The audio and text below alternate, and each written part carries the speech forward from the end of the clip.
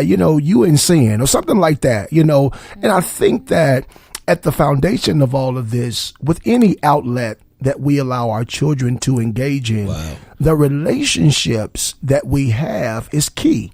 And if you're not communicating with your child to inquire as to what's going on in their life, then social media would be that place of release, of venting, and that place where they really come out the closet and be who they think they are and not who they really are. Yeah, I was about to say who they think they are. Who they think they are. Because on the computer, you can be a thug, you can be, this hot model and all that stuff, because they got things where they can doctor up pictures and, these filters and make you look like who you're really not. You're really ugly, but on social media, you're beautiful, and so, you ain't have to go there. See, Pastor C, you took me back, because I remember my mom sniffed me in, and I think when she got out of the hospital, what was that? Are you laughing at me, Pastor C? Yes, sir, I am.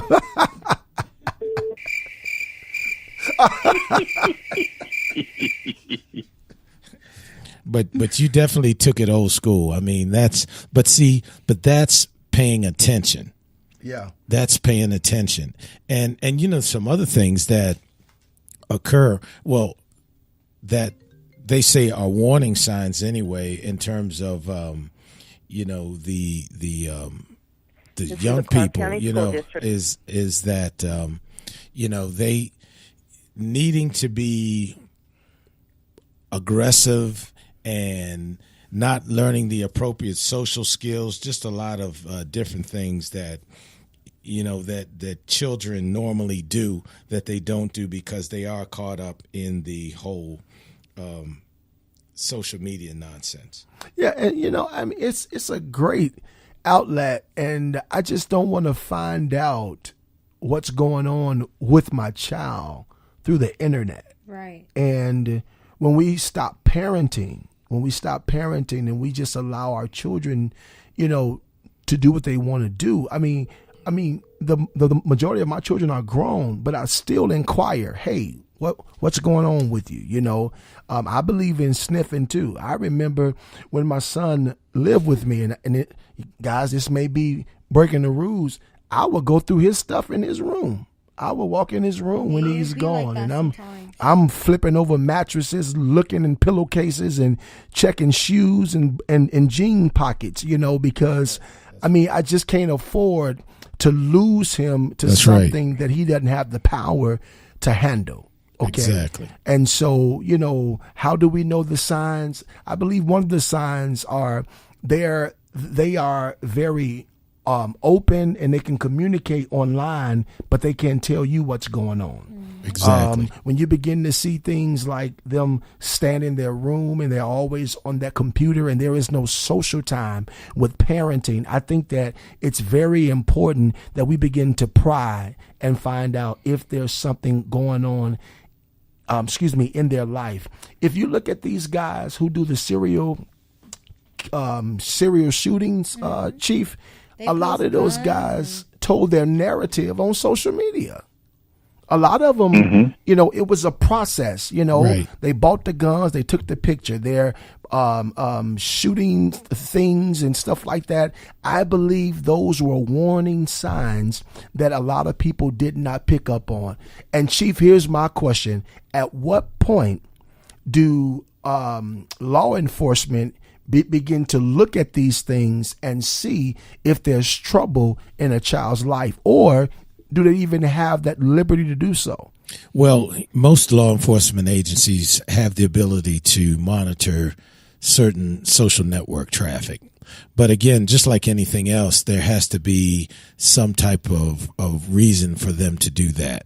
I mean, if they're talking about monitoring your individual Twitter account, for example. Now, every day there are agencies across the country that monitor they know there's certain websites where racers go, where ballers go, whatever they're looking at, and if that particular group of people has a tendency to do things that are disruptive, they're out there monitoring just like everyone else. And so they will pick up information from those sources. Good. But individually, that isn't done unless there is a warrant of some type, because now you start getting into wiretap laws and all those types of things. So that doesn't happen. But do they monitor websites and popular Twitter feeds and all those types of things that the public normally goes to every day? Absolutely. Okay. And honestly, I really think that it is much easier to watch from a distance than it is to ask to have their social media, if that makes sense. So, for example, when I start talking about my Instagram, although I wouldn't mind if my parents saw my Instagram, I also didn't know that my father had already made an Instagram that he never used and was already looking at my Instagram. Police. Well, you know why? Bad like boys, a fed, like a narc. Because that's what I do. Yeah, what you gonna do? Can you say narc? Can you say dad? There we go. But can you say pay the bills? But back to the point. And although I would have been mad if I knew that he was already looking, if something would have happened to me and he would have already known about it, I feel like at the end of the day, like, yes, your kid will probably be mad at you for prying, but like, if you can just be cool about it and you can see their social media, even if, they're wilding out a little bit, like they say a curse word here or there, or they, I'm not going to say post provocative pictures, but if they, are posting a lot and you can just sit there and monitor it without talking to them about it, if it's nothing serious, that's cool. But at the end of the day, like, if something did happen to me, like if I was being bullied over something on social media and all that stuff, and my parents somehow already knew about it, there's nothing better than the comfort of knowing that you have somebody to have your back in those type of situations. And like, sometimes the kids really don't have the courage to tell their parents that things are happening because of what they were doing on social media. So here's my question, MBZ. Do you think that children who do not want their parents to follow them are up to no good? There's some inappropriate behavior that's happening that they don't want their parents to be privy to. Well, you have to think, like, if you're not doing anything wrong, then what would be the issue for them to see it? But I'm going to say again, that really depends on the parent. Because, for example, when I was in high school, people had Instagrams and some of them weren't allowed to date, period. Like, not even online. Like, in real life, they weren't allowed to date. So we would be like juniors in high school and they'd be dating somebody on a sports team and stuff like that. After the games, they take pictures together, and it wouldn't even be anything serious. Like, oh, number 5, blah, blah, blah, 5 in the field, 5 in my heart, ha, ha. Some emojis, whatever. And it wouldn't even be that they were on social media bugging. Like, they were just posting an innocent picture with a caption like that, but they didn't want their parents to see that they had a boyfriend. Mm-hmm.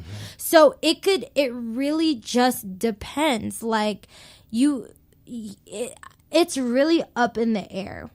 Okay. So honestly, the best advice that I could really give on this subject is, you really just have to talk to your children about how to conduct themselves online, because, if regardless of how bad it's going to be, they're not going to want you to see anything that they don't think you'd be comfortable seeing. Whether if it's them using a provocative emoji, which I have also heard from a parent. So this kid could be tweeting about sunflowers and daisies all day long, but they use an emoji with a tongue out and their parent goes bananas. So they block their parent just because they want to use an emoji, So it's really hard. Right. It's really hard to it's really hard to generalize because there are so many factors that go into why people don't want their parents to see their social media. So I would just say, like, at whatever degree possible, I would just advise parents to really see how the social media works, because even if they can't see their kids' social media, they could at least say, okay, well, if you're going to have an Instagram, I'd rather you have it private. Or if you're going to have a Twitter, I would rather you do this and do that.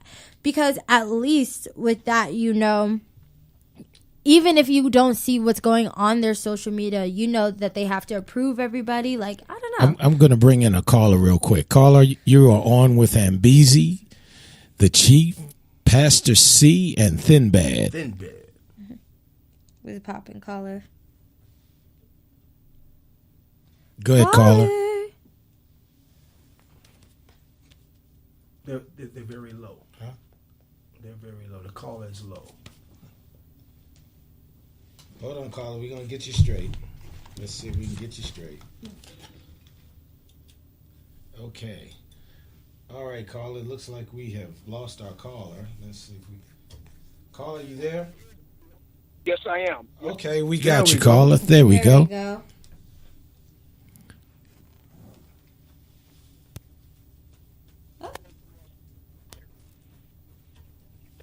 Hold on one second, caller. We're going to determine, we're going to get you straight, caller. Okay, caller, try it now. Okay, I think we got you, caller. From Los Angeles. How you doing? How are you? Doing fine. How are you, sir? Doing well. I think this is a great topic, and I just want to make a couple of comments, a couple of points real quick. Yes, sir. One, yes, I feel that parents have an obligation to monitor their children's Instagrams or social media from time to time. One is because, especially if they are under the age of 21, especially. But and the reason that is because those kind of things can need to be watched from a parent standpoint to understand what not only what their child is thinking, but and an opportunity for you to maybe prevent something from happening through what they say on social media and the results of response to those things. That's one reason why it's good to understand. And the other one is, you know, like I do with my children. I tell my children all the time that you represent the family, no matter where you go. And when you understand what you represent and who you represent, then you have the obligation to maybe think twice before you send that tweet out with the inappropriate emoji or the or say something that's slanderous to someone or from time to time. You have to understand who you represent. And so that it's imperative that parents have opportunity to kind of see what their friends, who their friends are, who the people that follow them, understand, where their opinions are and those kind of things. I'll check out and listen to your response. Thank you so much, caller. We appreciate that greatly. And I do, I agree that we should monitor and check social media. But I'm going to say this as a parent. I don't think that 18 is the age of cutoff. And the reason why... I think he said 21. 21? He said under 21. Under 21. Yeah. Because my thing is, chronological age does not denote maturity. That is true. You can be very true. Chronologically 21, 22 years old. However, emotionally, you act like you're 15 or 16. And That's right. And just because a person turns a certain age does not mean that they're no longer naive and gullible. And there's some things out here that us parents have gone through and we've seen and we've experienced some stuff that we can help our children. So